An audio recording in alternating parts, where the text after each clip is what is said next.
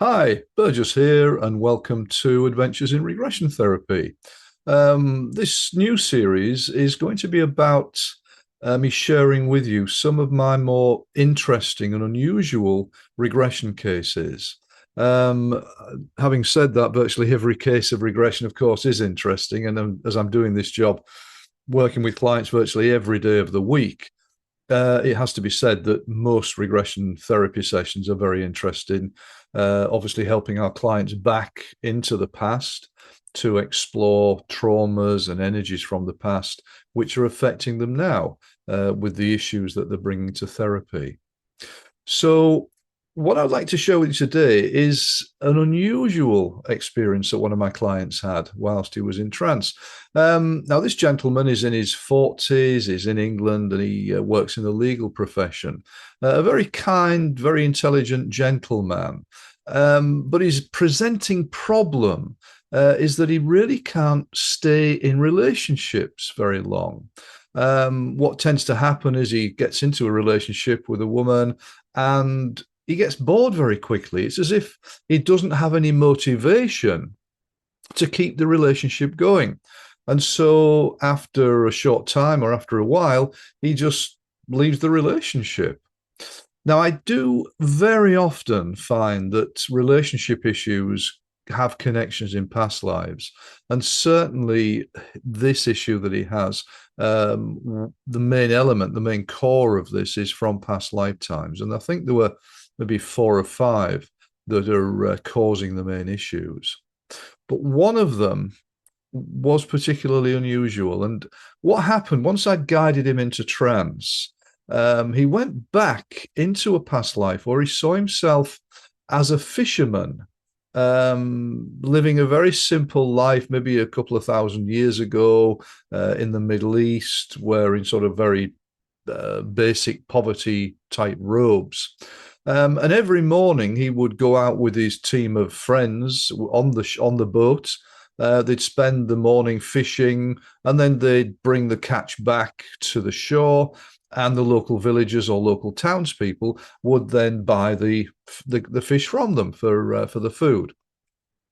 And that was sort of interesting enough in a way. However, it was when he said, as I'm about to push out the boat and go out to do some fishing with my friends, there's a man there who's he said he's almost like Jesus, he said. Very calm, but he's sort of, everybody knows him and everybody trusts him. And he's like a teacher. And he actually does teach us. He gives teachings to groups. Often a lot of people will come and listen to him talk. But also he does give some of us private teachings, which are more in depth about the nature of life and the nature of reality. He said, I think this is Jesus. Now, of course, immediately I become a little bit skeptical when somebody claims to have been in a past life with Jesus, because obviously you can't prove it, but anybody could imagine that. However, obviously some people will have been around Jesus in past lives, so I allowed him to continue. I will actually say I've had a couple of other clients over the years who have had past lives where they've connected with Jesus. One gentleman, he was a very spiritual man, and he was around at the time of the crucifixion, and he was sort of bereft, and it was very, very sad when he saw Jesus being crucified. And the other man I wrote about in my book, The Power of Past Life Regression. And he again was a very spiritual man, and he relived a past life where him and Jesus were healers together. They were sort of come through from like a mystery school in the Middle East, and they went through various sort of ceremonies in order to prove themselves. But he actually went out around villages with Jesus for a while, and they performed healings and casting out of what they would call devils or spirits. And I wrote about that in my second book. But this particular case, I think, was even more interesting because once we'd introduced Jesus into the scenario, he then got on with his life. It's as if, right, I have to go out to sea to catch the fish and to bring the fish back. And he said, every day I get back, we sell the fish, and then I go home, I cook, and then I meditate. Jesus has taught me how to meditate. And he lived a very simple life. But one stage there was a storm at sea, and one of his crew is swept overboard and dies, and is extremely upset by this. And he said, we agree to just pay the family of this young man as though he was still working for us, because otherwise they're not going to survive. And he said Jesus actually helps and talks to the family in order to help them to cope with his loss. So then what happens? He said that I'm getting older now. And he said, I think we can do things better, because he said, when we all go out, there are quite a few boats go out every day to fish. But sometimes not everybody has a good catch, in which case, if you don't have anything to sell when you get back, then you're going to struggle to support your families.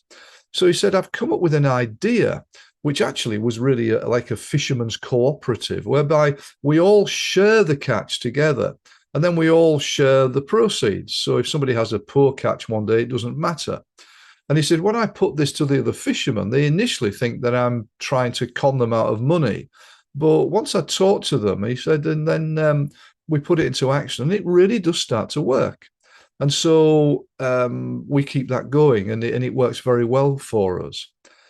Now, again, you would think that if this past life with Jesus, it would be all about Jesus, but it wasn't. Jesus was sort of in the background.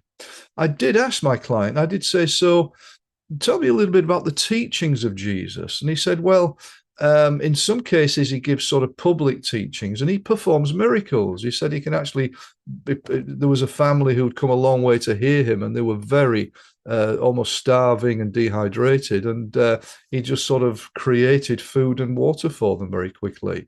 He said there was another man who told Jesus he wanted more money, and he wanted some money. And so Jesus manifested immediately a load of gold coins. And the man was amazed. And then Jesus said, no, actually, that isn't the way forward. And he clicked his fingers, and the gold coins disappeared. But more importantly, Jesus's teachings were very simple, and they were about love and about being kind to other people. Now, it's very well known that Christianity is sort of split into two camps, you could say. There's the original teachings of Jesus, and then what happened later on with the teachings of St. Paul. They got taken on by the Roman authorities, and that created Christianity as we know it. And actually, Jesus, to some degree, got pushed out very much of the New Testament, I think. But the original teachings of Jesus are very much about loving others as you would love yourself, and living a life of love, which very rarely comes in the teachings of St. Paul.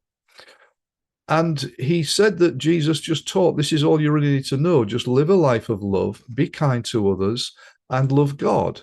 And that essence of Jesus' teachings, as far as my client was concerned, was about simplicity, understanding that you are eternal. Everything is not reality as we see it. Nothing is real as we believe it's real.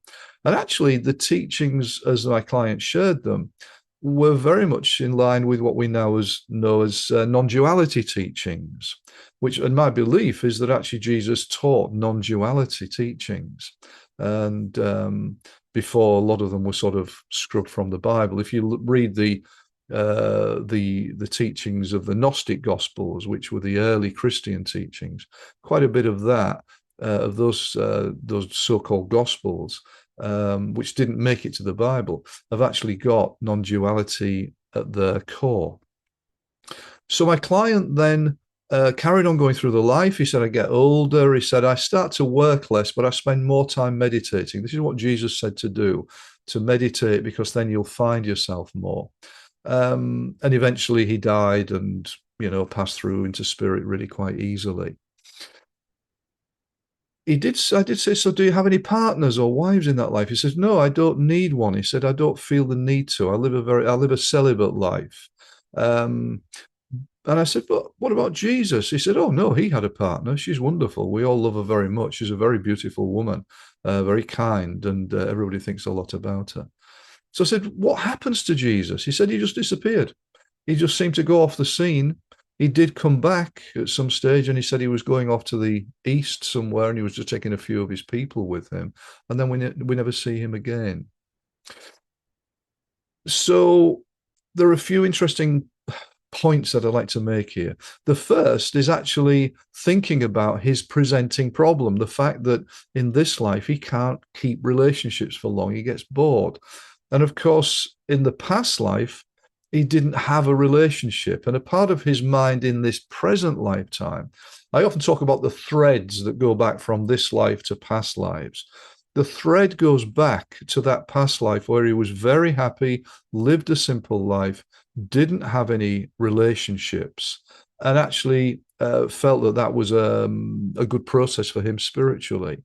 And of course, his subconscious in this lifetime is saying, that past life we lived celibately, it was very spiritual, and it was very meaningful. And therefore, almost do we need a relationship now? So there's the thread that goes back to the past lifetime and the problem now. Interestingly enough, this gentleman is actually is a Hindu by background, but he's always been interested in Jesus, always been fascinated by Jesus. But obviously he's not a practicing Christian. What interests me as much as anything else is what I believe to be the reality of this. Now, you may be quite skeptical and think, well, he's just imagined all that. First of all, why would he imagine such an unusual story in order to help to fix the relationship problem now? But for me, more specifically, more importantly, is I would have expected that if somebody claims to have lived a past life with Jesus, it would have been Jesus oriented. The whole of that past life would have been me and Jesus did this, and you can imagine it would have been easy for my client to say, well, I was one of his disciples. As we know, Jesus, some of his disciples were fishermen. It would have been, I'm one of Jesus's disciples and he takes me everywhere.